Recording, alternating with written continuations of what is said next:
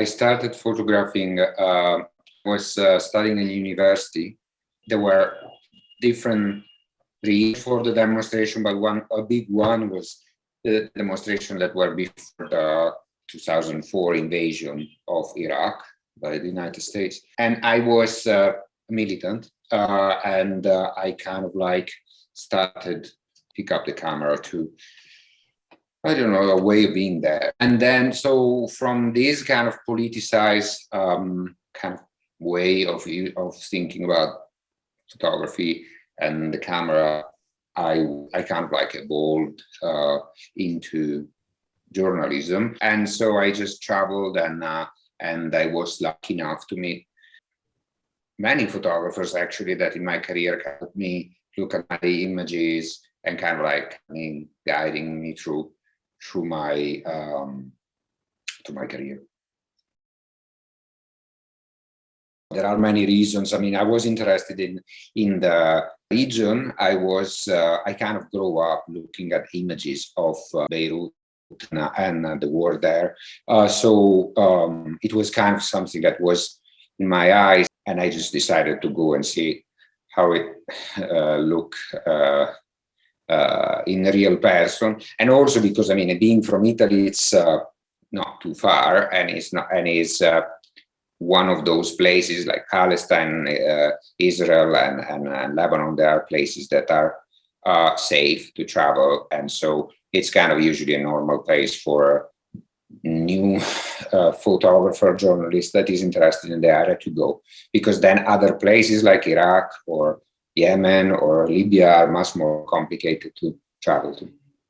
So then my love for the region started, and obviously it's still here because I'm in Beirut now. I live in Beirut. My wife is from here, so basically then it became my life.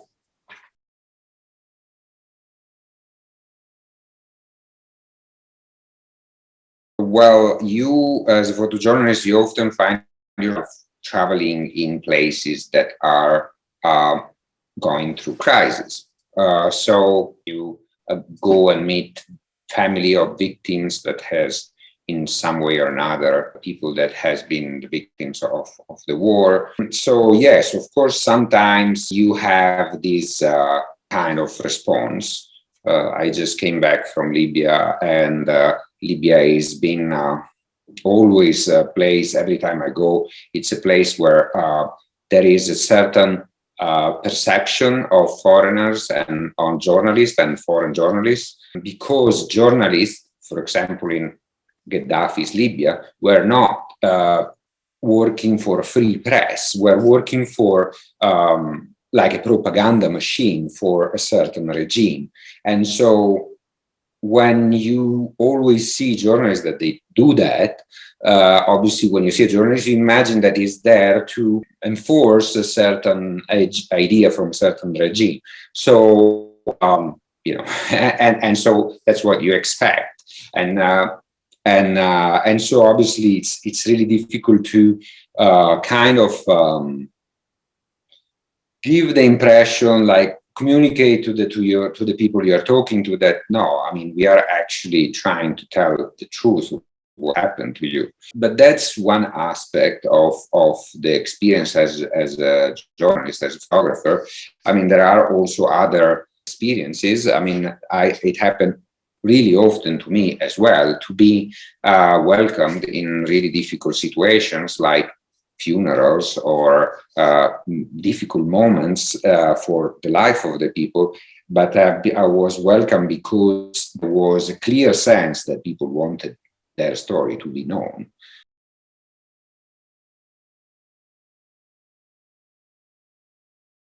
I work on the Little Book of Kabul with a friend and a colleague. We didn't like at the time is that there was a certain vision of what it was being an artist in Afghanistan, and a certain vision of the creative process in a place like Afghanistan, because using the word despite. So like, despite the war, there is people who play music. So we didn't like the fact that basically it's like saying, Afghanistan is a country that is so bad that is amazing that there is musicians. So the idea was to like try to give voice to the people and trying to look at something more than the stereotypical idea of victim.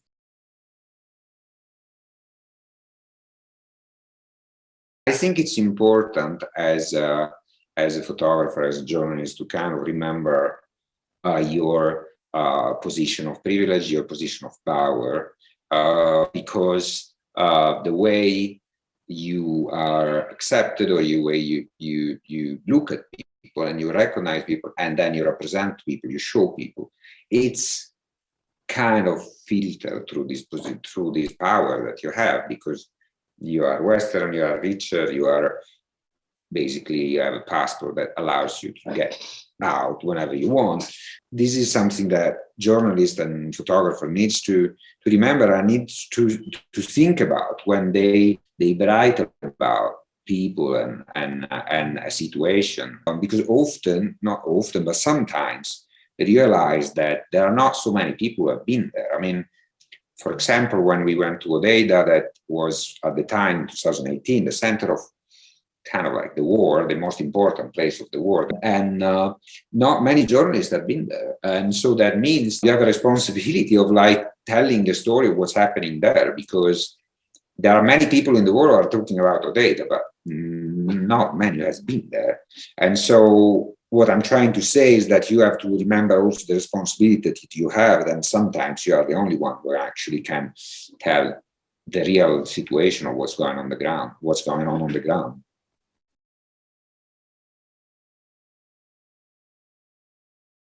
I never thought I wanted to convey a message. I always thought that I wanted to convey a question, meaning making questions. And I think photography is beautiful and has to be used as a photography language, meaning that photography is never going to give you the answer, because the photography itself, without the text, without the article, is just something. And so it's just something that is not giving you a context of the whole story. That can be a problem, but that can be also a strength, because sometimes with photography you can invite people at imagining what happened before, what happened after, or just imagining what's going on there. And so basically making question about, and maybe wanting to know more about what's happening in that place. So I always think that if I do my job right, I will invite people, and I will invite a potential viewer to know more about that place.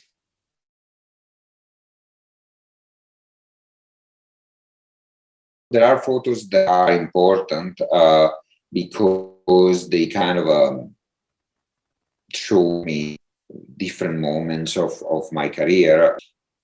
And so I remember them. Like, for example, like there is this image that I took in Yemen, and I like it because it's not an image that is trying to punch you in the face, to be strong and show and telling you look at them, see how bad is their life, but is an image that is kind of comes more gentle. So yeah, that's the reason why I like that particular image.